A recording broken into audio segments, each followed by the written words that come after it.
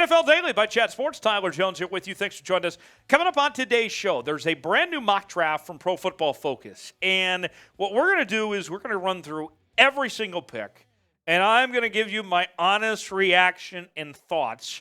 And there was some trades in this mock draft as well. I'll tell you this ahead of time. I'll preface this by saying that this mock draft is very interesting. Okay? I will give you my open and honest opinion, so let's go ahead and get started with this mock. With the first pick in the NFL draft, the Carolina Panthers select Anthony Richardson, quarterback, Florida. What in the hell? Anthony Richardson at 1? I got a lot of problems with Anthony Richardson. He is not a good passer. He is one of the worst passing prospects that's projected to be a top 5 pick that I've ever seen, in all honesty. And number 1 to the Panthers?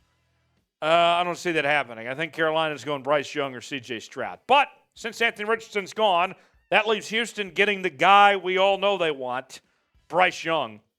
Houston more than joyed to have Bryce Young get their guy at the quarterback spot. D'Amico Ryan's new head coach, new quarterback, seems like a good tandem there, a win-win on that front. And then we have our first trade of the draft. Moving up one spot, the Indianapolis Colts jump up to number 3 overall because they don't want to lose the chance to pick this quarterback. We'll show you here in just a second. As a result, Cardinals move down just one spot to 4, and according to PFF, they pick up another pick. Okay, whatever that means. With that said, what do the Colts do? They go Will Levis with the number 3 overall pick. I thought for sure this would be a move to get C.J. Stroud. Not so fast. Will Levis, I'm getting Blaine Gabbert vibes. A little stiff as far as I'm concerned. Not great, Bob, but nonetheless, that's what Indianapolis does here. 4, Will Anderson goes to Arizona. Pretty good deal for Arizona. They get the player they wanted. They got needs on defense to cover, and you gained some draft capital in the process. You didn't need a quarterback. You got Kyler Murray already. I like that for the Cardinals. So, let me ask you, prediction time, our pinned comment today. Which NFL draft prospect will have the best career? Will it be Bryce Young, C.J. Stroud, Will Levis?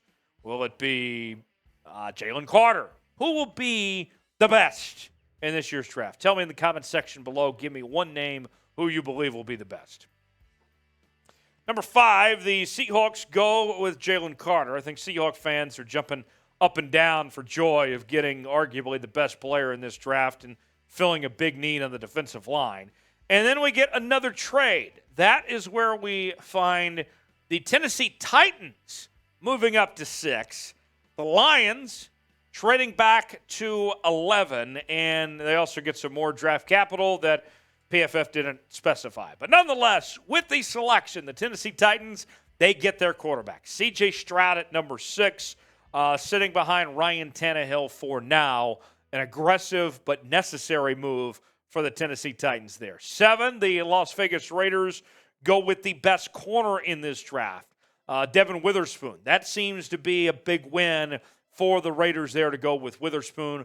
8, what's interesting about this, almost everyone else is projecting Big Pete to go to the Chicago Bears. But in this case, he ends up in Atlanta. Not bad, though. Atlanta needs help on that offensive line for their young quarterback, Desmond Ridder. 9, Chicago. Remember, they traded down originally. They had the number 1 pick. They go with Cancey, the big fella from Pitt, who's been skyrocketing boards. That's an interesting pick for me, though, at 9. 10, Brian Branch to Philadelphia. We've seen some projections show Brian Branch not even going in the first round, let alone top 10 to Philly. Okay. He can play safety and corner, though, so he does have some versatility there. More picks to get to here in just a second. Before we do, though, if you haven't subscribed, what are you waiting for? Look, folks, I got to tell you, we are going to have a heck of a time on draft night here on the channel. Myself, Tom Downey, our entire crew, Will Scott and the gang, we are going to have you covered. We're going to break down every single pick. We are going to give you instant reaction, analysis, and we're going to get you ready for the draft in the meantime as well. We're also talking trades, free agency, and more. This is the channel for you. If you love the NFL, subscribe. turn on notifications so you never miss a moment. We cover the NFL like no one else is in true Chat Sports fashion. Subscribe now for free. Everyone's favorite price. YouTube.com/Chat Sports. Turn on notifications as well. We move to the number 11 pick now. That's where we find the Lions going corner, getting help on their much-needed defense. Joey Porter Jr. out of Penn State with the selection. Another Buckeye. This time it is Jackson Smith-Njigba out of Ohio State going at 12 to the Houston Texans. They pair him up with their new young quarterback, Bryce Young, and try to build things from there. 13, another Ohio State Buckeye. That's where we find offensive tackle Paris Johnson Jr., who some believe might be the very best tackle in this draft. The Jets need help on the O-line. Will they even hold the pick, though? Remember, you got the Aaron Rodgers trade, of course, pending as well. At 14, Deonte Banks, the corner from Maryland, about 2 months ago was projected to be a third-round pick. He's seen his stock soar, as well as the other corners in this draft. He goes to New England at 14. At 15, we see the Packers go with a skill position player. Although Aaron Rodgers is not expected to be there, I bet he might be a little frustrated to see them going with a skill position player after he leaves. Dalton Kincaid is terrific. A great pass catcher, heck of an athlete out of Utah, was a big part of their Rose Bowl teams the last few years. He goes to Green Bay at 15 and provides a weapon for Jordan Love. Then at offensive tackle at 16. This guy, by most accounts, is projected to be a second-round pick. Top 50 player, Anton Harrison, the offensive tackle from the University of Oklahoma, goes to the Commanders. Bit of a reach here for Harrison as far as that goes. 17, we see Broderick Jones, the offensive tackle from Georgia, dominated in the SEC, and his statistics were good. I mean, if you look at the Pro Football Focus numbers, they loved him. The pass block grade, the run block grade, all of that was really good when it came to Broderick Jones, and the Steelers get their guy, much-needed help for their young quarterback, Kenny Pickett there with some protection on the offensive line. Now, I would be very surprised if this happens. Christian Gonzalez falls to the Detroit Lions at 18, the corner from Oregon. I think that he's more than likely a top 10 pick, but if you're Detroit, we mentioned earlier about trying to get some help on the defense. Detroit's earlier pick was Joey Porter Jr., so now you just doubled up on two young corners with your first picks in the first round. I'd be surprised if they go two corners, but we've seen crazier things happen before. Lucas Van Ness, the edge rusher out of Iowa. Now, I know that there's been some concerns from people saying, he didn't start at Iowa, he's behind those seniors and everything. Well, even as a rotational piece, he was awesome. And can you trust Kurt Ferentz? I mean, he's still got his son Brian employed, who ran a pretty terrible offense. So I don't hold that against Lucas Van Ness. Bucks, I think, would be thrilled to have him. We go to 20. That's where the Seahawks draft Jordan Addison with the number 20 pick. The Seahawks need help at the receiver spot. Tyler Lockett's not getting any younger. They got to think about his replacement. But do they do it with their second first-round pick? I don't know about that. They got other things to take care of, especially on defense. But it is an interesting thought. More to get to in just a bit. But here's what I want to do. I want you to shout out your favorite team. Tell me who is the team you root for. Myself, I went to the University of Kansas. Rock Chalk. We had a very good year, our football program this year, comparatively speaking to the way years past. For all the Texas fans out there, horns down, just for you. Throw that 15-yard penalty on me. I don't care. Shout out your favorite college football team. Let me know who you root for on Saturdays in the comments section below. 21, that is where we find Quentin Johnston, the wide receiver from TCU, an athletic freak, great deep pass catching ability, as athletic as hell. The Chargers need help at receiver too. Speaking of being athletic as hell, Nolan Smith goes to the Baltimore Ravens. This feels like a Ravens pick, doesn't it? The Ravens have a lot of needs when it comes to receiver and also at the corner spot. But you got OBJ now, so maybe you don't have to use the first at the wide receiver spot. Maybe you go with that athletic player like Nolan Smith here. This one would surprise me a little bit, but it does kind of feel like a Ravens player Nolan Smith is. Trade alert, that is where we find the Kansas City Chiefs moving up from 31 to 23.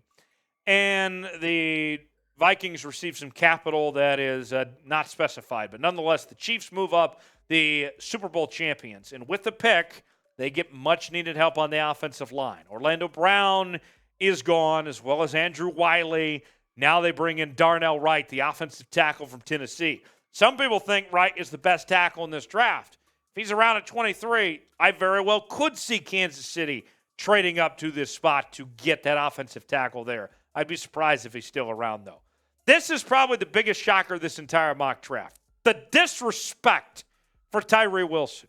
Most people are projecting Tyree Wilson to be no less than a top 8 pick.